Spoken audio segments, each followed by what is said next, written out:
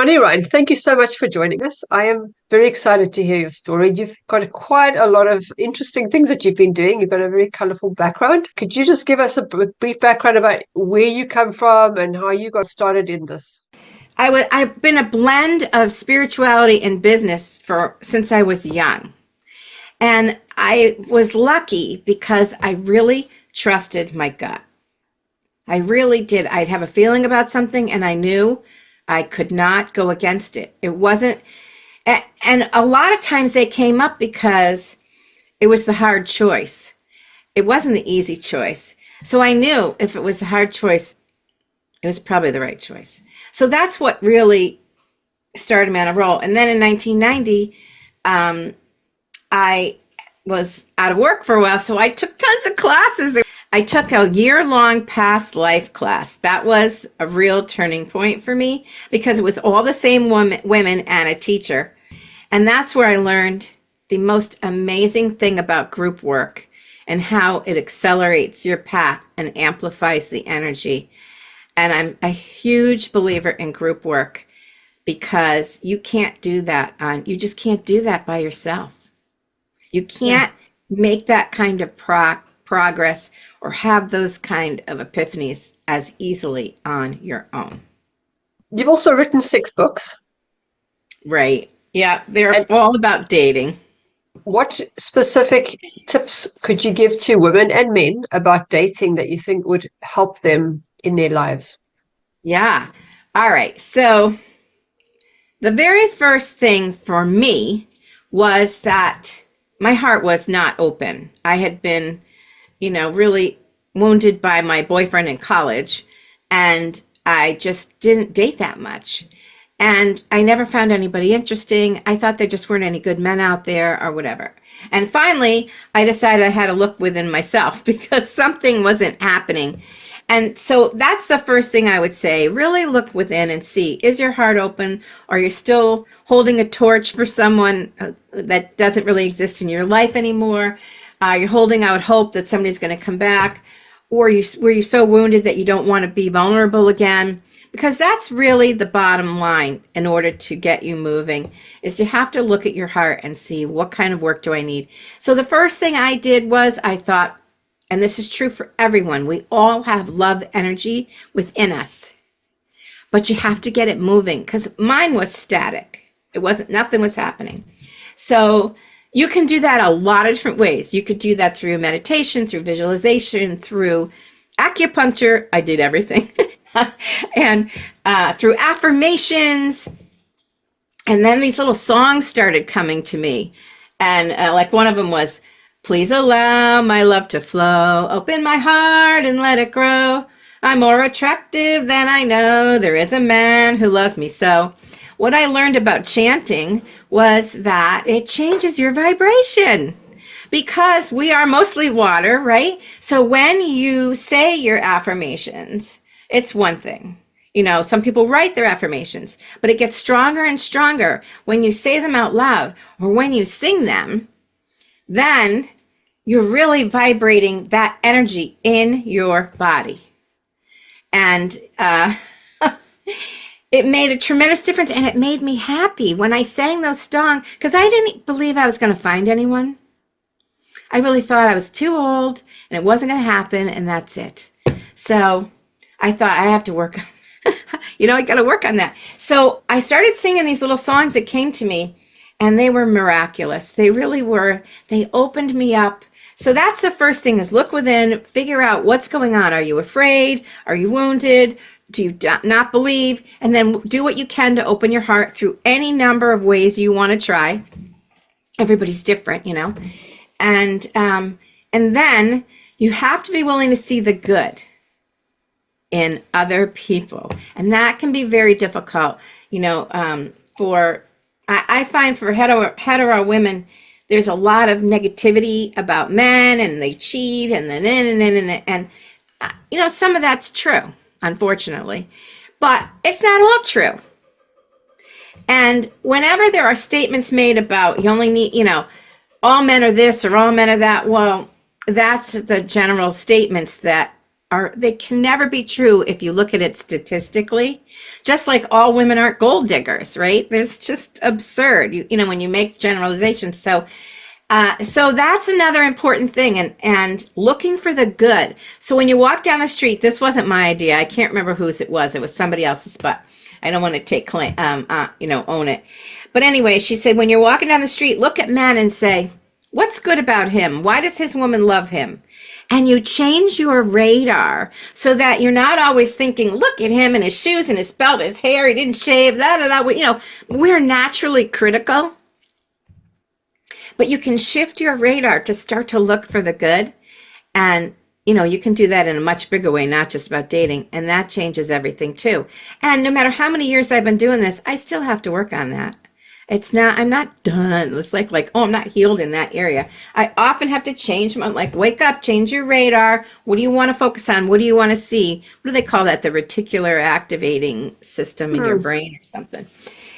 So those are the things. And when I was on TV a lot for this at the very beginning because it was novel. There were no dating coaches when I started. And I'd say things like, could you smile at men? And I remember the anchor in a Boston TV news show. She was like, oh, come on, that's ridiculous. That's so elementary. And I'm like, yeah, it's sad that I have to say that, isn't it? But that's the truth. Like, yeah. Because, you know, people, you get grumpy and you think there's nobody good out there and you shut down. So those are the kinds of things. Women would come to me and they'd say, I don't need any dating coaching. Can you just tell me where the men are? I'm glad you see the humor in that.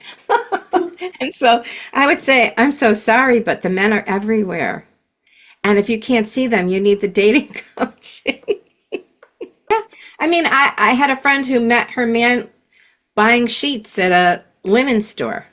You know, I mean, you could meet somebody anywhere if you're open enough to have a conversation, to smile, to be welcoming, to be inviting as a woman, to be warm. I mean, the divine feminine is rising, and the divine feminine is welcoming. And, you know, you can be a strong woman, and there's nothing wrong with that. It's great.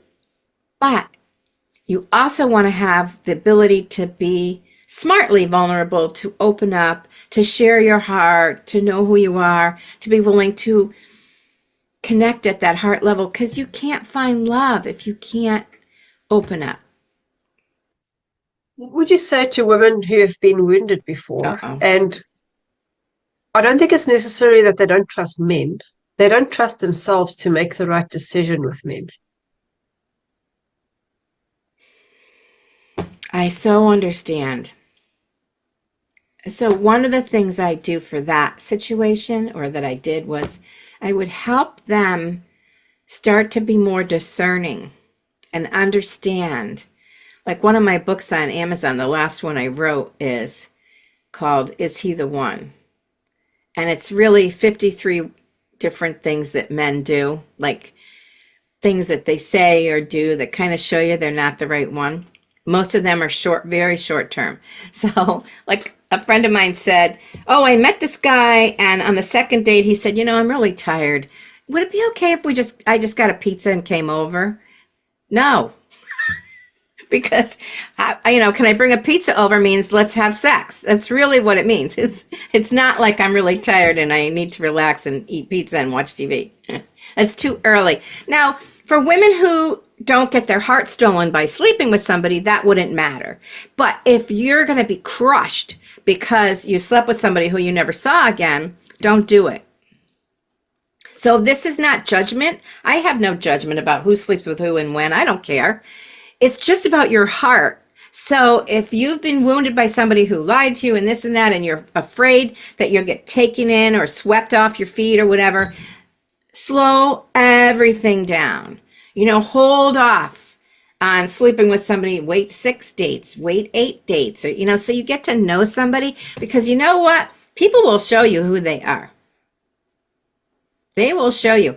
Another thing I just encountered was, in your own head, in your mind, spiritually, you set the intention. You meet them, and even on the first date, in your head, you say, show me who you are. Love I that. just heard that and I was like, wow, that is good. And the woman said probably within 48 hours, 72 at the most, they're going to show up and you'll get to see. Then you have to believe it and not doubt yourself about what you're seeing and not give them another chance. Because the secret to not ending up with the wrong man a lot of times is this benefit of the doubt thing. Women, we want to be nice. He's handsome, he's sweet, whatever. Or, I'm sure it happens in, homosexual relationships too. We forgive things, but they're red flags. So when you pay attention to the red flags, you'll be safer. But you have to see them and then you have to believe them, and don't give the benefit of the doubt. Somebody earns that. Yep. You don't just give that. Like, the benefit of the doubt is for later when they mess up and you're like, and you want to give them the benefit of the doubt. Okay, then you have some investment, but not on the first few dates. A lot of people that I've spoken to have seen flags before. They've been in a relationship, and when you ask them, they say yes, they did, but they ignored them. Yeah. It did show Yeah. up. And that's really hard. It's really hard. But that's the best thing you can do. Nip it in the bud and move on. Yeah.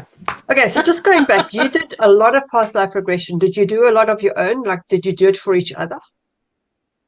Okay. I love this question. So I really didn't do regression. Like, I didn't do any hypnosis regression. I've only done that once in my life. Okay. I just did it through intuitive work. We saw things together as a group.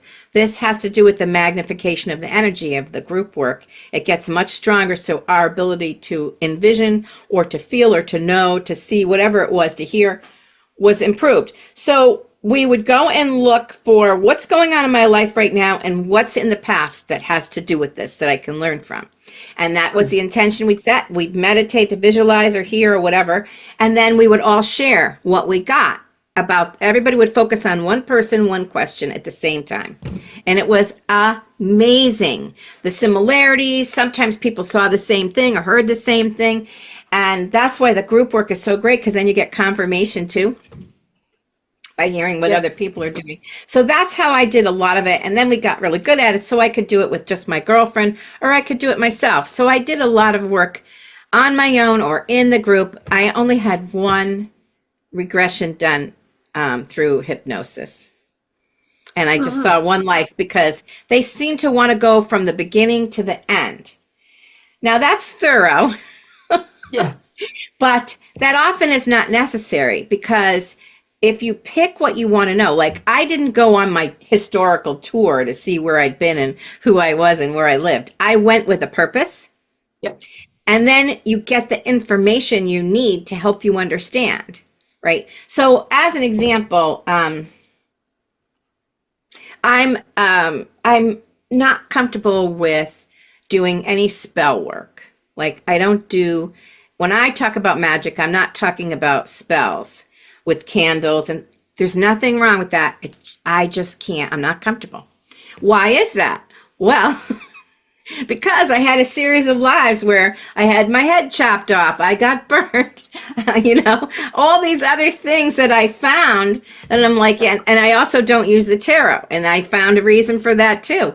There's nothing wrong with the tarot. I love the tarot. It's great, but it's just not for me right now. I don't know. I haven't been able to solve that, and I haven't put any energy into it. I figured I don't need it all. There's other things I can do. So that's how I looked at my past lives and saw so many. And I have a friend from that class, and we every once in a while we still do that. And we saw ourselves, and this was the wildest life. I never expected this. We both saw ourselves as slaves in the South, and working in the same house. And we were so shaken by that, but we were friends even then. So it was really interesting to see how our personalities were there to a degree, even back then, because we're very different people. But that shook us up a lot. So, I don't know. I've been around a while. When you recall an event like that, or a past life, how does it help you to heal in this lifetime? Sometimes it's just the understanding of where something came from Hmm. that frees up your energy so that you can go, oh, sometimes seeing what happened can help you forgive yourself or forgive the other person. Um, it can happen in a lot of different ways. Or sometimes you bring something up and then you know what to work on to do the healing work, and you might do energy work or Reiki or shaman work, or, you can use any of those tools to work through whatever that was. A lot of times there are patterns. Like, this isn't your first go around, probably. Maybe for some of the younger people, they say they haven't been here before, but so you probably, whatever issue you have right now, you're probably working on something that you started another time. That's Yep. how I look at it. So there's a lot of different ways, but sometimes just the understanding gives you the ability to release it or to forgive the other person or yourself. I have found that to be true. So it would be like just having closure. Oh, that's interesting. You know what? I'm going to say yes, but I will put a caveat on that, which is I am not a big believer in closure in the way other people see it, because I feel like people, when they want closure in a relationship, it's really about the last word, because, or they want to Yeah. fix it or something. And so I'm going to say that the reason why the past life could give you closure is because it comes from within. Because in my experience, that's the only way you get closure. You'll never get closure from another person. The Yeah. closure comes from within. So you can talk to that other person till you're blue in the face, but that's never going to give you closure, because it has to come from within. You have to feel done. Let me give an example, because this might help. So I worked with a woman, and she was having terrible fights with her husband. She had moved out of the house. When she was living there, she told me she kept a lot of stuff on her bed. They must have had different bedrooms, so that there was no room for him on the bed. She had all these books and clothes and stuff. And um, and they fought terribly. I don't think it was physical, but they were just screaming and yelling and misery, just misery. So she had moved out, but she was really hopeful to get back in there. That was her favorite house. It was her dream house, all this stuff. But then she told me, when I saw past lives, I saw them as brothers, and they had swords. So there was a lot of medieval stuff and ancient stuff and samurai stuff with swords. So a lot of sword battles. She goes, we love movies about sword battles. And I'm like, oh, isn't that interesting? So what came up was that she loved battle. And what I felt in this life for her, they had made an agreement that they were going to get over this battling thing.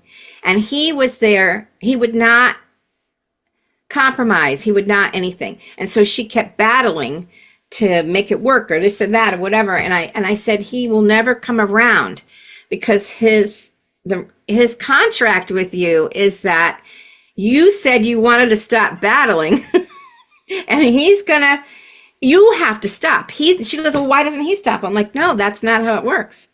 It's up to you. You have decided on another plane, on another level, you want to stop battling. So you have to decide, is this worth it? Do I enjoy this battling? Is this making me crazy? Does this work? Is it healthy? I'm not sure what she decided, because that was, how we did the session. But she was a little confused by that, because her intention, the pull to battle was so strong, but her soul was like, okay, can you let this go now? So there's a conflict. So she was battling with herself even. That's a really good example, because a lot of people don't notice their own behavior in it. They're thinking that they're doing it out of reactive mode or self-protection, where actually they're just adding fuel to the fire. It's interesting, the group work that you did, because I don't know anybody that's actually done it in that way. I know there's people that have groups, where it's learning how to maybe remote view together as a group, or being psychic, but not past life stuff. Yeah. How can they apply that to their business? Because I'm assuming that you do that a lot with people's current lives. That's such a good question, too. I want people to trust their instincts because in business, you can do all, they call it due diligence. You have to do all the homework and look things up and find things and do the math and figure it all out. But sometimes that's still not enough information because there is never perfect information. And so ultimately, you have to make a decision how you're going to do that. And the best way you can is to just trust your gut. How does it feel? What's your sense about it? What's your brain telling you? It's not just your mind, but what's your heart telling you? What's your gut? It's really, the heart, they say, has that 6 foot, according to heart math, it's a 6 foot aura around it. But the heart only has 40,000 neurons. Your gut has 100 to 500 million neurons. So your heart is very important for your emotional life, for connecting with your feminine side, for your intuition and all these things. But your gut is loud because it was your gut instinct when you were back as a cave dweller that said, oh my God, there is a tiger coming. Oh my God, the bears are around the corner. Oh my God, that other tribe is going to attack us.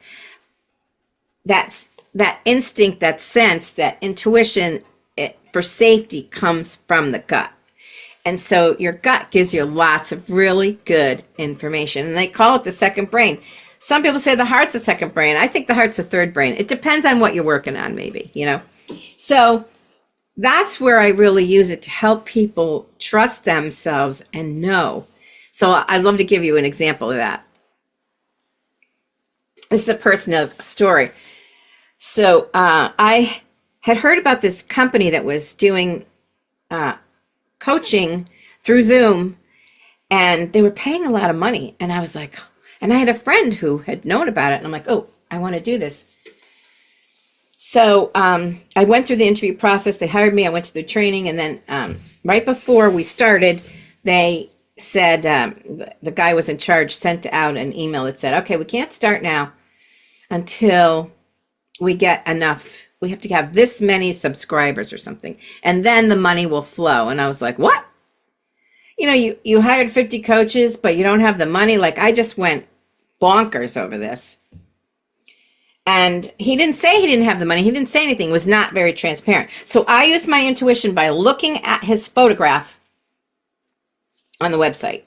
And I talked to him, and this is a book that I want to write. I've started it, but I haven't gotten that far yet, called Conversations on the Inner Plane, How to Talk to Anyone or Anything Intuitively. So I'm looking at his picture, which is really how I started my intuitive work when I was in college, looking at people's yearbooks and telling them about the different people I saw. Anyway, so I looked at his picture, and I'm like, I don't trust you. You're not transparent. I don't understand what's going on. Do you have the money? Do you not? Da, da, da. And all I heard was, not my problem. And I'm like, what? I thought that was such an odd thing. Like, my brain wouldn't have come up with that. So I backed out. So I wrote him an email and I said, I'm out. Thank you for everything. I'm sorry I'm leaving you now, but I'm out. And so a year and a half later, I looked the company up, and there were 2 listings on Indeed.com, which is like a website for business in the US. And there were some reviews. And the first one said, nice idea, no money. And the second one was, heart's in the right place, never got paid. So I wouldn't let myself look for a long time because I didn't want to be wrong, and I trusted myself, and I'm like, just let it go, let it go, let it go. But eventually my curiosity got the best of me, and I thought, oh, I made the right choice. Yeah. And another one of those stories is at the beginning, like maybe say 5 years into my dating coaching, I was approached by a matchmaker, and I thought, oh, this will be fabulous because then I can match people, but I can coach them, and this will be great. And so he said, hey, I'm opening an office in your town. Would you like to be the matchmaker in the town? I'm like, oh my gosh, okay, I'll call you next week. So then he said, I'll call you next week. And then he said, I'll call you next week. So after a month, I thought, if I need help, this man will never be there for me. He's got his own agenda. He's doing his own thing. And my gut said, get out before you start. And I did.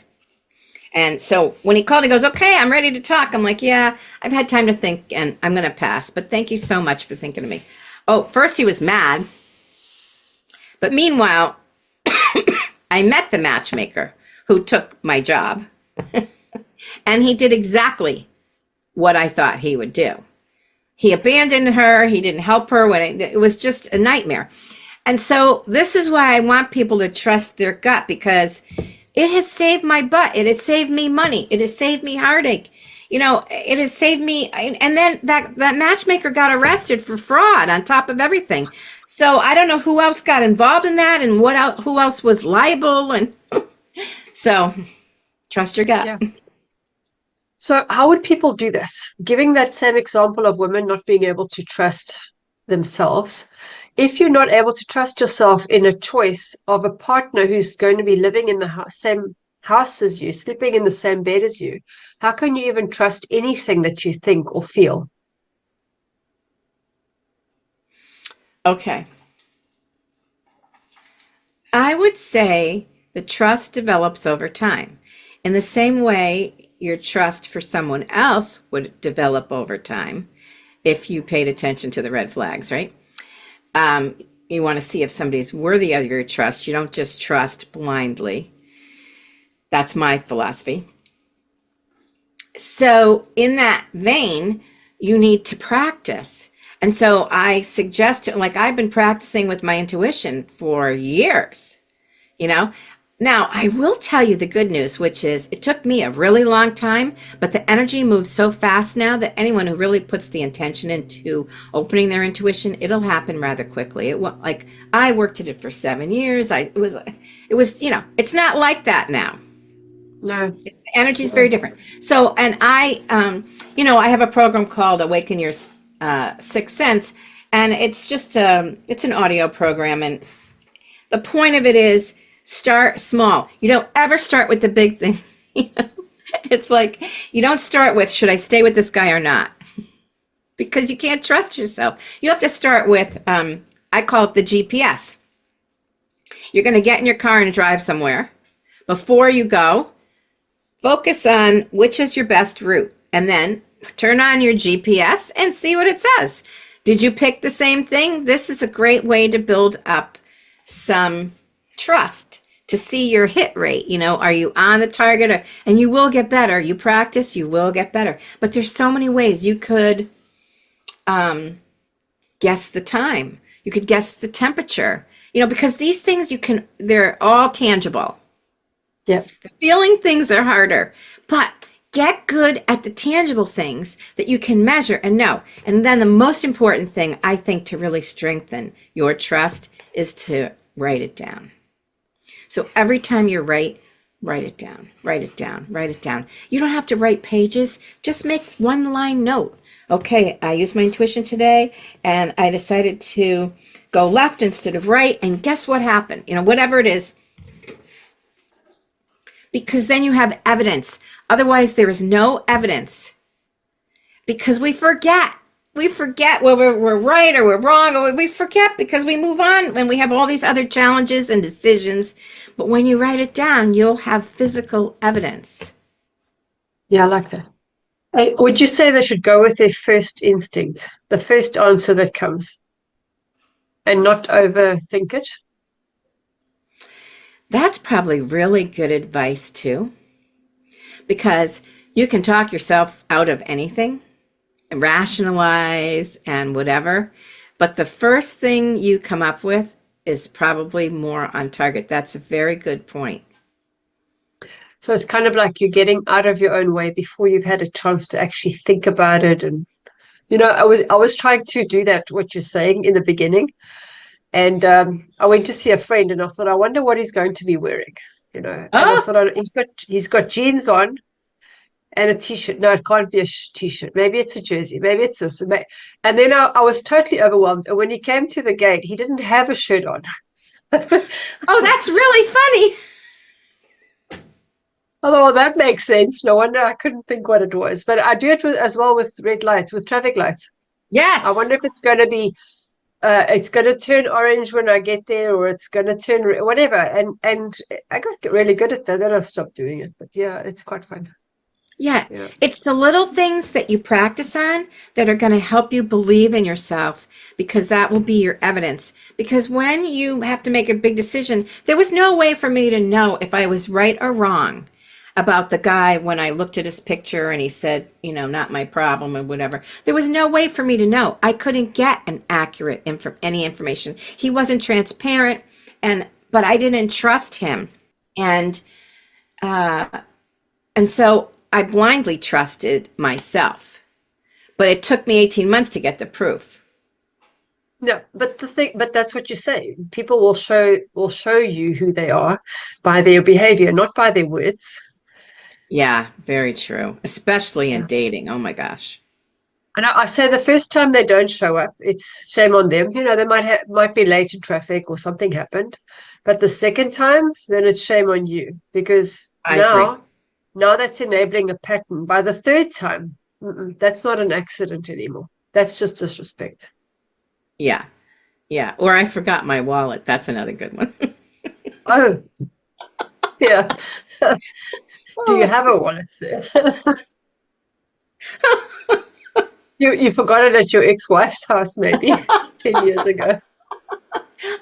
When I was dating, I met this guy and I was introduced to him by somebody else. And we went on our first date. Our second date, he wanted to take me to lunch. We had Chinese food. So he took me to this kind of dumpy restaurant in the middle of nowhere. And I'm like, and so anyway, he goes, hey, how about this? How about I come over on Saturday and we go for a walk, we come home, we take a shower, and we have sex. What do you say? I'm like, what?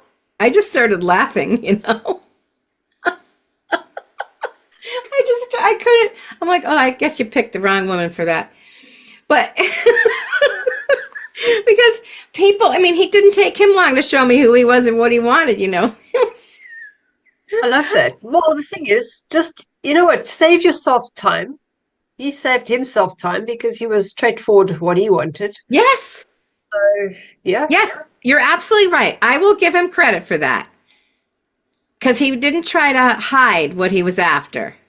And some people that might be okay for them. So, that's up to him and them, right? Yeah, exactly. So how would you apply it in business? Just could you give us an example of how you would apply intuition? I know you've discussed what happened with you, but let's say somebody wanted to start a business and they're not sure if it's going to work out because, there's no proof. How would they connect to say this is working or not or whatever? How would Okay. There's a lot of different things you can try. And maybe trying many of them is a good thing to see what the results are. So, it depends. You can use a pendulum. Some people can control the pendulum. I, unfortunately, cannot always trust the pendulum because I can pretty much make it do whatever I want. But not everybody does that. You could use your body as the pendulum and do muscle testing, or you stand up and you ask yourself questions. You decide you ask your body which way is yes, which way is no.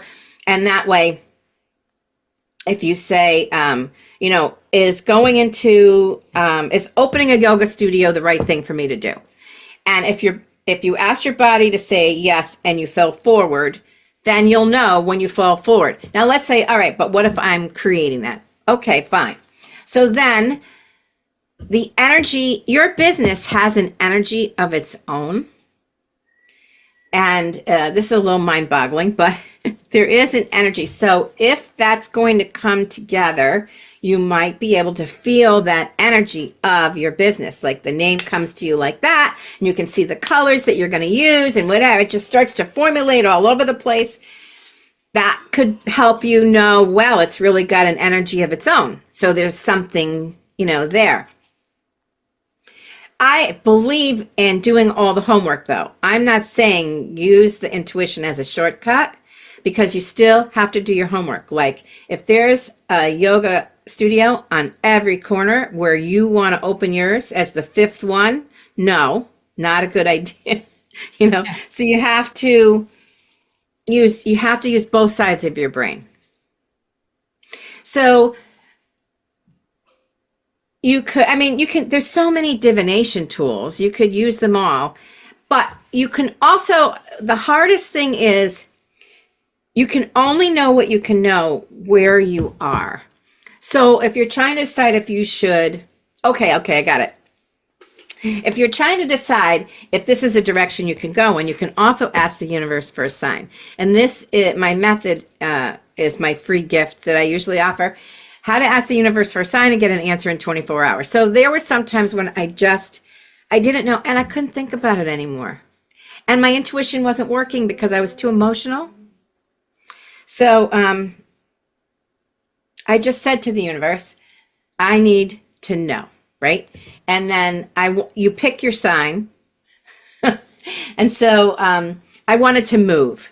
And I didn't know if I should move to this town or not. And I'm like, all right, if I'm going to move, I want to see pink roses. So I was driving in the car that day, and I saw a white picket fence with tons of pink roses, but they weren't the right color. I'm like, it was a ton of pink roses, but they were too pale for me. I'm like, nope, not right. So then I was going to pick up a friend for lunch, and I went into her office, and on the coffee table, there was a magazine with one huge pink rose that was the correct color. And I looked at that and I started laughing. And I'm like, okay, I can't argue with that because that's the right color. So it could be as simple as that. It's very different than saying, show me a sign, and then you never know. Was that the sign? Was that not the sign? Could it take 3 weeks? Don't do that to yourself. I did that once. It was terrible. People do use that, but your clarity will be much stronger if you pick your sign. So one time I picked blue tulips. Now there's no such thing, but I figured you might see a picture on the internet or a birthday card or, wherever it was. And if I was going to see blue tulips, I knew I should do that thing. And I never saw the blue tulips. So you also have to, and I give it 24 hours. So you have a defined period of time when you're like, well, maybe someday I'll see the blue tulips. No, that's not what you want. You don't want some hope thing going on. You want an answer. So that really saved me for many of my biggest decisions. Yeah. And I've used it many times, and it always works. But you have to be willing to accept that no answer is no. Yeah. But just think about how you clear on the question. Yeah, it would be make sure your question is clear as well, that there's no doubt what that sign actually means. Right. So you want to say, if I should open a yoga studio, in the Netherlands on this corner now, show me the sign. Be specific, because you're right. If you're vague, what have you learned? Yeah. Good point. Be very specific. It's actually interesting. I was asking the universe for a sign the one day, and I said, I want to see it today, and it must be clear. Yes. And I drove around the corner. I was on my way to a friend's house, and as I looked up, there was a huge billboard. It was red, and it said, if this is the sign you've been looking for, here it is. You've got to be kidding me. Where did this billboard come from? It was huge. That is amazing. I thought, okay, well, you can't get clearer than that. No, but I wasn't clear on the sign. I didn't actually say what the sign should be, but it was there. So well, you asked for it to be very clear, and that's why it's for hard. A clear sign. Like if you're going out walking in the woods and you see a hawk, what does that mean?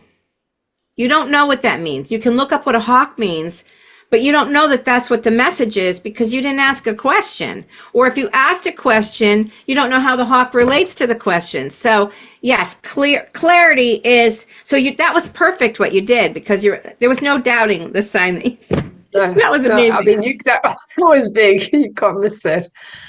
And that billboard was never there before. That's so funny. I love that. It's not like it had been put up there and I'd driven past it all the time. It was just not there. Yeah. I know people who use license plates, and they see letters and license plates, and that means something to them all the time. They're driving around, and I have a friend who says, I see your letters and your initials in my license plates all the time. I'm like, okay. Okay, so now I've got another question. You tap into people's Akashic records, or you work with Akashic records. What exactly are they, and how do people connect with them? Okay. So I started doing the past life work before Linda Howe, who was one of the most famous people who wrote one of the first books on the Akashic Records and how to tap into them, right? So we started doing just past life work. And so when her book came out and then all these other books came out. And so during COVID, I thought, what is this Akashic record thing? I want to check it out. So I took a couple classes or whatever. And what I realized was I was always in the records. So the records are, they talk about it different ways. Some people say, imagine a cosmic library where there's a book about you for every life and everything you've done or thought or the deeds in your whatever. Everything's in the book. And so since it exists, you can read it, you can find it. I know some people who say they actually read the book. Okay, I do not do that. And I also only see usually what I go to get, the answers for my questions. It's not like a buffet of information and I can pick and choose. So that's how I look at it. They say, you could think of it as cosmic Google for you. And, so there's different ways that people look at it. I do like to think of it as a library because it's a nice visual and I love a good vision, but it's up to you how you want to see it. So some people think there's a very precise way that you go about getting into the records. That wasn't my experience. My experience was I just opened up to see the information. In fact, I wasn't good at using my intuition at that time, but I got good at doing the past life work. And it finally occurred to me, going back is the same as going forward. It's the same skill, or even to be in the present. So that's how I look at it. Some people feel you have to say the prayer 3 times and then you have to close the records because you don't want anybody getting in there. I don't know about anybody else getting in there. To me, I'm not a person super concerned about protection, but some people are. And they say, if you feel you need protection, then do it.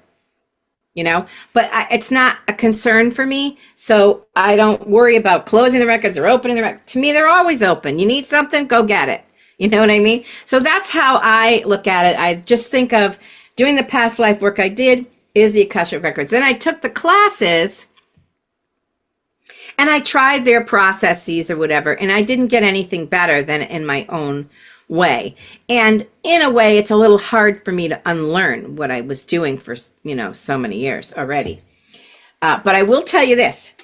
I had 2 other friends. We were on Zoom and we decided, all right, let's all go into the records together. And I made up my own.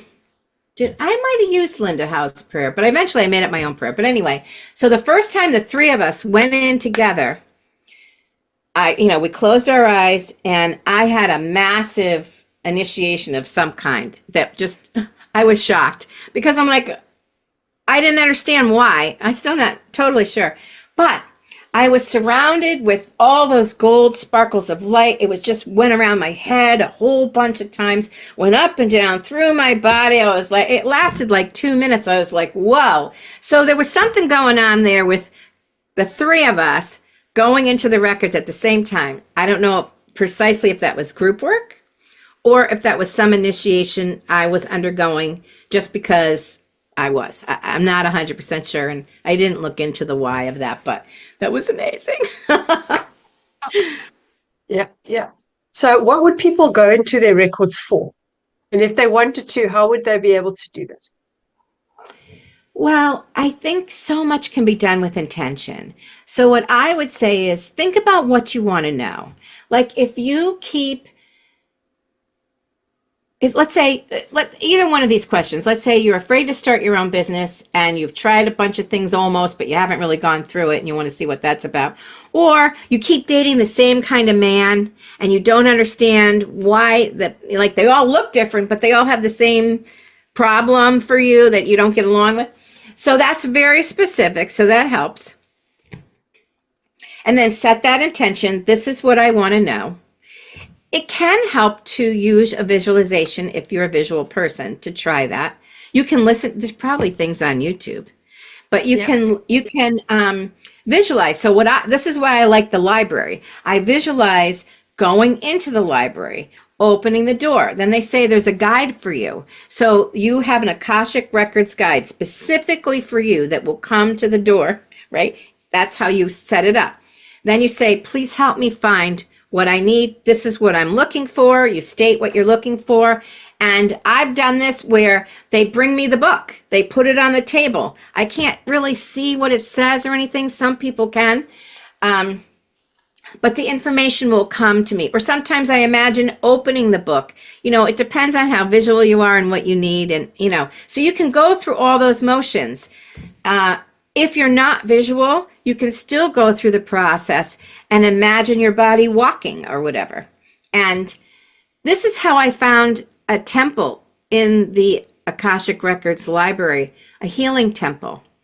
And I thought I just made it up until I met another woman who said, oh no, I found that same temple. And I'm like, what? So it had an open ceiling, a rotunda, like a Roman thing, and it was an empty room. She saw white marble. I saw like some kind of granite stone or something. But we saw the same thing. So, you know, so are you making it up or whatever? I don't, you know, to me, no, there's a healing temple there. So anyway, so you set your intention. You either go to look or you imagine your body walking down the aisle until you get to a place. Just be open to the sensations, the feelings, the emotions, the hearing, or the seeing, whatever those, you know, whatever that is for you, whatever your strongest clairs are. You know, it helps to know what's your best clair, but I use many of them, and I'm sure many people do. And then just ask for the information. Now, maybe your guide will tell you, maybe the book will be presented, maybe you just hold the book and you feel the answer. You know, you can have your own way of doing it, your own little vision. Or if you're a person who really likes process, go buy one of those books and do exactly what they say. Because sometimes, especially when you're starting something new, it's really nice to have a formula, and then you can go off and make your own thing up if you want. So sometimes that's the easiest way, is to just follow somebody's prescription or formula and then see what happens and try some different ones. I read several books and I took several different classes. So just know that if you get into one of these classes where they're very rigid and you have all these steps or whatever, just go with the steps for now, and then you can make up your own thing after. Yeah, I love that. They actually say the Pantheon in Rome is built after that healing temple because it's also got a ceiling that opens. Oh, wow. There you go. See, a verification, confirmation. Yeah, thank you. Would they have to be in a state of deep meditation or just go in and feel? I would definitely put on some music. Maybe you light a candle. You kind of set the stage. If you're into protection or you just want help, you could call in all your angels and your whole and healed ancestors and your spirit guides. Say, please be with me now and help me. They will help you. If you ask for your angels, they come in a flash. And they can't help you unless you ask. That's what they say. So feel free to always ask your angels, because they're waiting around going, is she ever going to ask? Is he ever going to ask? Yes, ask your angels. Say, come and be with me now. And that way you'll feel protected if you're nervous, and you'll get help. All these spirits are waiting to help us all the time. So that's another thing. So you could, and then put on some really nice meditative music. Nothing distracting. And then close your eyes, take some deep breaths to relax your body, and then you can begin and ask your question and go through the process. Yeah, I love that. Because asking your angels is critical. I've found that for myself. If I'm having a particularly bad day or something's just not happening, and I say, in fact, I did that last week because the Netherlands is very hard to find accommodation. And so my daughter's been looking, and I'm going to live with her for a while, just until the time's passed to get a house, because you need to be here 7 years before you even qualify, which is crazy. So I said to my angels, look, I've had enough. I can't do this. You find me the house. The next day she messaged me. She said, we've got a house. What? So I was like, I know that was not just coincidental. That was absolutely not. They were working that night behind the scenes. Wow. You've got a But good yeah, team between the billboard and that. That was a great I story. have a very strong team. I was like, okay, guys, look, but you have to speak it as well. You can't just Yes. think it. You have to Yes. I say it out agree. loud. Yep. I agree. Yeah. No, so That's and a it does work, I can tell you, but it had to be a clear directive, nothing vague. That was obvious to me. And it took me yes. a while to realize, oh yeah, I did ask them. I did ask them yesterday. I was pretty clear. Isn't But that I'll funny? only ask when I'm really feeling like it's time. But maybe it's a matter of doing it more often. I think that would also be Well, important. I did it a lot for a parking place. Yeah, Like on in a yeah, busy area and whatever. Ask for a parking place. Sometimes starting small is really helpful because then you get in the habit because we forget. We forget all the time. Oh, I could ask my guys or my angel. We forget. Why do we forget? But we do because we get all mired in our physicality and we forget. yeah, yeah. Right. So you also do bioenergetic clearing. What is that? All right.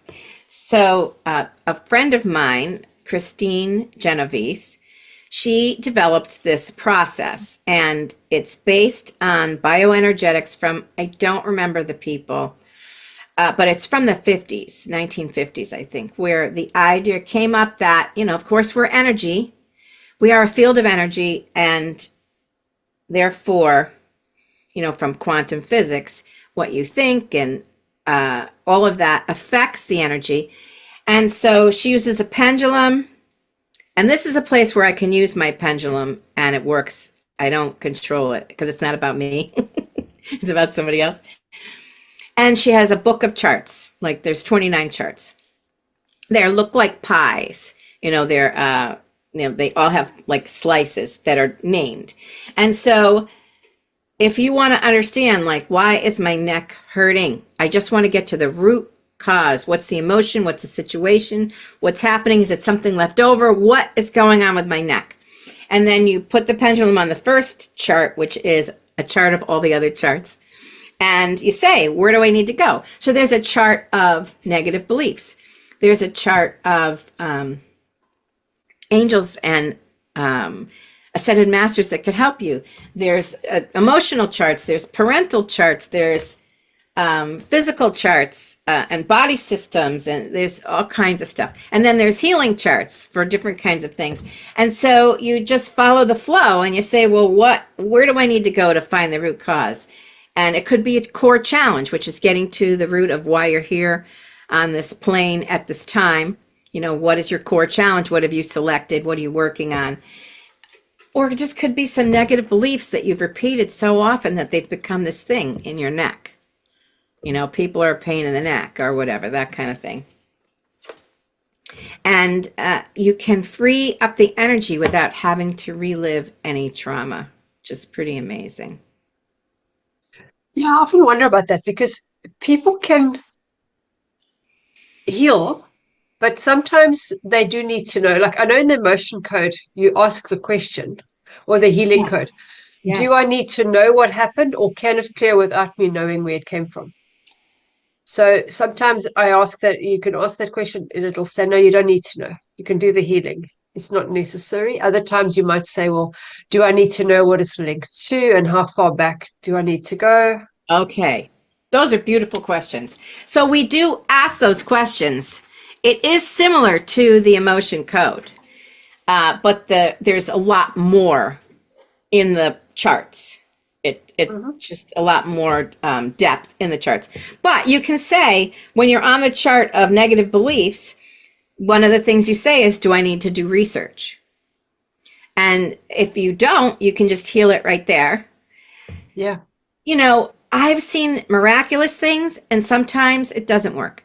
Sometimes it goes deeper or you weren't ready for it all or it helped part of it, but not all of it. And then you have to, do more. But that's true of every kind of healing method. Yeah, But absolutely. I've had some good results for myself and I've had some amazing results for other people. And one of the things that was the scariest to me was I had a naturopath who wanted to try it. And you familiar with naturopath? Holistic doctor. Okay. So I got to this page where there was all these things that you need, different herbs and whatever. And it landed on salt. And I'm like, I'm going to tell a naturopath she needs salt. Like I felt like an idiot. But you also have to trust what you get, right? So I said to her, I don't know. It says you need salt. So after the whole thing, she goes, you were amazingly accurate with that. She goes, I drink salty water. Nobody can drink the water that I drink, but my body needs salt. And so I put salt in my water. Go figure. How could you ever imagine that would work? So the woman who developed it, though, she healed herself from cancer. Wow. She also went to a lot of other healers, but she started using this, working with her functional medicine doctor, who introduced her to other functional medicine doctors who started sending her a lot of clients and stuff. And she had some remarkable results with people who had shingles for a year and a half and nothing worked to get rid of them. And she started breaking it down and getting below what's going on to figure out and help the woman free herself from that. It's so painful, So it's pretty amazing. There's a lot of good healing methods out there, but I really liked this one, bioenergy. I mean, I love Reiki too. Yeah. Yeah. Well, Reiki is amazing when you're doing hands-on. And also, I know I've interviewed a few people that use tuning forks, and they can do it remotely as well. Ah, wow. Because that's cool. It brings your energy vibration in alignment with the flow with the earth. So it just kind of matches the frequency. And often if you've got an illness, it's out of sync, which is the same as pretty much heart math, I think, as well, where your mind and your heart are out of balance. Yes. Yeah. I just ran into this thing called the netoflight.org, and she channels the grandmothers. It's some group. They call themselves the grandmothers. They're bringing divine feminine energy back. And they say there are points all over the earth where their light can enter. And so they do meditations where they call in the light to enter the earth, and it goes through your body. So I would think that would also be a healing thing, because if you're calling in the universal light to come in through and go into the earth, it's going through your body. I don't know. I think that's got to be rather healing. And because it can go through your body, it'll go redirect to all the different points on the earth. Very cool. Yeah, that is awesome. So, Ronnie, where can people get hold of you? Okay. Best place to find me is on my website, intuitiveedge.biz, B-I-Z, biz. And they can listen to my podcast, Breathe, Love, and Magic. Lovely. I'll post those links below. And then just before we go, do you have a message for our audience? Oh, wow. Here's what I want to say. I believe the energy now on the planet is so different that you do not have to learn only through hard work and pain, because that has been the way that a lot of people have learned and done their growth, whether it was spiritual or emotional or whatever. But I feel like at this time, the frequency and the vibration are higher. And so if you have the intention to be lighter and to have the magic come into your life, and to have things be easier, if you can find a way to bring more joy into your life and more light into your world, because this is what I'm working on, that you can learn more easily. You set the intention to say, I want this in my life. I want more joy. I want more magic. I want things to be easier. However, whatever it is that you want. And then set the intention and bring the joy in and bring the light in and imagine that it all just comes into you. Amazing things can happen without struggle. And so that's what I'm really focused on now, starting a program called the Magic Hour, where we do this in an hour, where you can manifest, you can clear, you can do all kinds of things, because I don't think everything has to be hard anymore. But it's hard to believe that, given the circumstances and the political state of so many countries right now. There's a lot of strife and unrest. But if you can level up and go for the light and bring it in, it's not spiritual bypassing. It really is a higher level of resonance that's available. Oh, absolutely. I love that, because I think the amount of work that's been done, whatever you do for yourself, you're doing for the collective as well. Yes. And we're all interconnected. So if I heal me, I heal my trauma of my ancestors and my children. And so that also then has a ripple effect. So it's actually not necessary unless you've got your own personal trauma that you need to work through.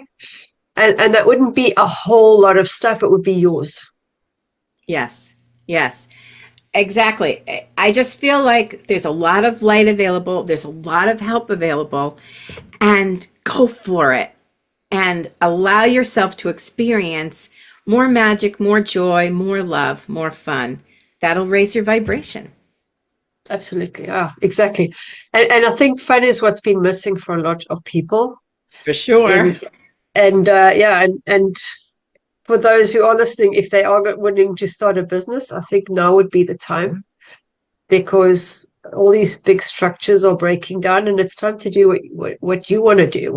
What is in bringing you into flow, and not taking you out of flow and putting you into another structure that just doesn't, just sucks the life out of you. And you can always start it on the side. Correct. You can always start small and let it grow. And that's how you'll know, well, is this the right way or is this the right way? And you can test things out without having tremendous financial strain. So I know that I always say go big or go home, but I think there's nothing wrong with starting small and letting it build up. You go big when you know that it's the right thing first. Yeah, like you don't always know, but I think you know when you know. Yeah. And also, you can't see everything. Like I was told, truth is like a ball. So the ball has a curve. You can't see everything. You can only see what's so many feet in front of you. And then you get more, and then you get more, and then you get more. So as you progress, more will become obvious and clear to you. But you can't know it all when you're standing in one spot. You have to take those steps, and then more will come. Yeah, absolutely. Well, Ronnie, thank you so much. Let us know when your book is out. I'll look forward to that. It sounds quite intriguing. Thank you. And it was so much fun talking to you today. Thank you so much, Natasha. I really enjoyed chatting with you. Likewise. Have an awesome day. Chat soon. Bye-bye.